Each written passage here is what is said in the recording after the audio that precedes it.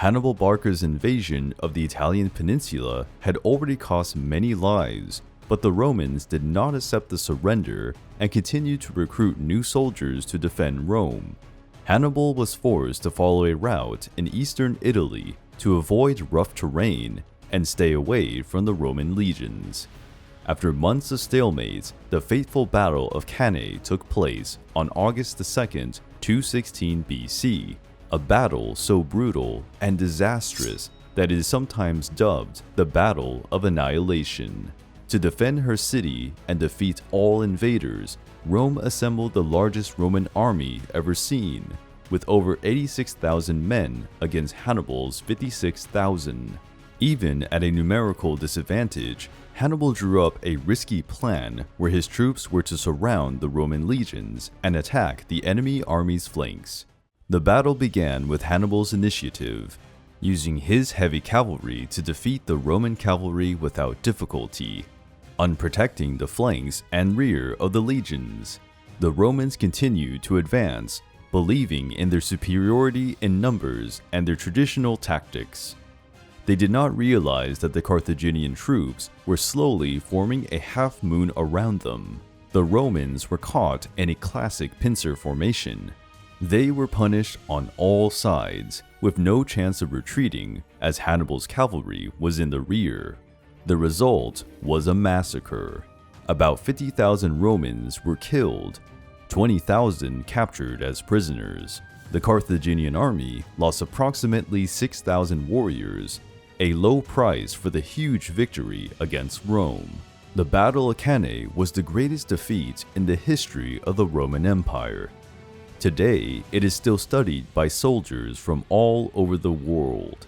After that battle, nothing could stop Hannibal's advance against Rome. The Roman Senate ordered the city gates to close, but Hannibal did not seize the opportunity and decided to advance cautiously through Roman territory. He probably feared the existence of another Roman army hiding and ready to execute an ambush. Faced with Hannibal's indecision, one of his important commanders, called Hannibal, criticized the Carthaginian general, saying, "No man is blessed with all gifts of Baal. You, Hannibal, know how to win a victory, but you don't know how to use it." The Romans wasted no time and made a mass summons.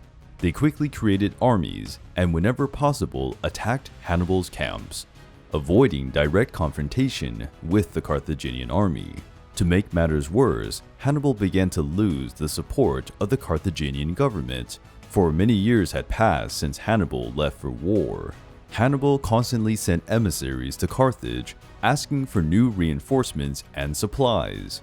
But the fight against Rome was exhausting the city's coffers, and the response was not always positive. New battles were fought, and Hannibal conquered smaller cities like Capua and Taranto.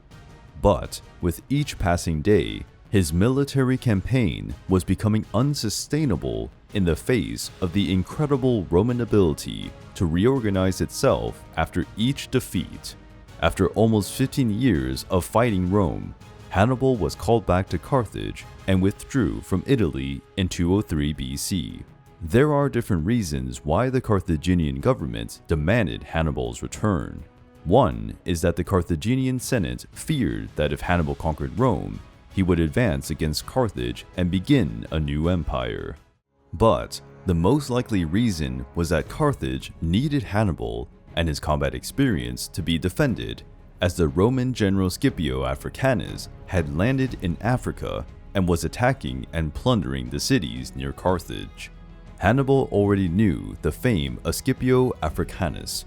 According to some sources, he had also been in the terrible Battle of Cannae, one of the few survivors of that conflict. Scipio Africanus had gained experience over time and represented a great danger, as he liked to use unexpected tactics on the battlefield and no enemy could not manipulate him. Although Hannibal and Scipio admired each other, the confrontation between the two great generals was inevitable. In 202 BC, the famous Battle of Zama was fought. One day before the battle, Hannibal and Scipio organized a formal meeting where they discussed possible terms of peace. but could not reach an agreement that would please both parties. The battle began with an attack by Hannibal using his war elephants. The elephants roared across the plain between the two armies, a sight that would frighten any living being. But Scipio was prepared and ordered his army to blow hundreds of trumpets of war. The deafening noise caused the elephants to panic and stop. Some even turned around and advanced against the lines of the Carthaginian army. Few elephants reached the Roman army, but they were eliminated when they were hit by dozens of spears thrown by the legionaries. The attack of the Carthaginian elephants was a failure, and to Hannibal's surprise, his cavalry was being dominated by the cavalry mercenaries hired by the Romans. What was now left was the brutal hand-to-hand combat by soldiers on foot. Even Hannibal's veteran soldiers couldn't override the disciplined formations of Scipio's legions. While the infantry fought, the Roman cavalry attacked the Carthaginian flanks and rear, spreading panic among the Carthaginians, who quickly dispersed. The battle was over, and the great Hannibal Barca had been defeated. Hannibal returned to Carthage, where he declared that Carthage was defenseless and that they should accept any conditions imposed by the Romans to try to preserve their autonomy and protect their citizens. Scipio made numerous demands on the Carthaginians. Among them, Carthage could not wage war against any people without Rome's prior permission, nor could they train new war elephants or build a new naval fleet. Although these terms weakened Carthage enormously, they were accepted without much resistance by the Carthaginian Senate. After more than 20 years, the Second Punic War officially ended. Hannibal was about 46 years old when the war ended. In the following years, he had a political career where he was chief magistrate. 7 years passed, and rumors began to emerge that Hannibal was coming into contact with Antiochus III the Great, king of the Seleucid Empire, who dominated almost the entire Middle East and was an enemy of Rome. The Romans demanded that Carthage deliver Hannibal for his actions, but Hannibal went into exile, living in many cities such as Tyre, Antioch, Ephesus, and Crete. Always on the move, Hannibal still could not avoid the Romans, who bribed or threatened any kingdom that dared to welcome his hated enemy. Hannibal spent his last years of life in a city called Larissa, situated in the ancient region of northwest Asia Minor, where Turkey is today. Hannibal passed away between 183 and 181 BC, at about age 63 of age. It is believed that he committed suicide by poisoning, as the Romans would have found him again, and he was already tired of running away.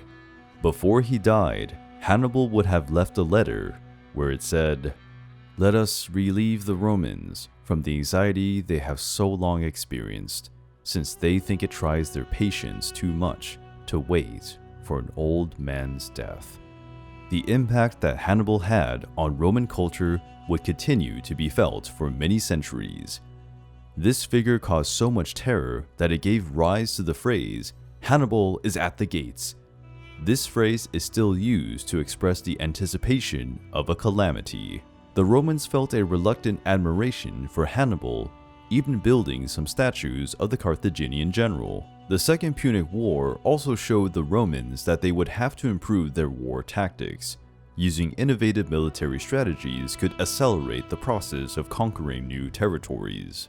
The story of Hannibal Barca has been retold in several books, films, and documentaries, and his life is full of glorious moments which are still remembered with admiration. Hannibal's personality and willpower are an inspiration to many, who consider him an example of leadership and rebellion against an oppressive force. It is safe to say that if Hannibal had conquered Rome, he would have changed the course of history forever.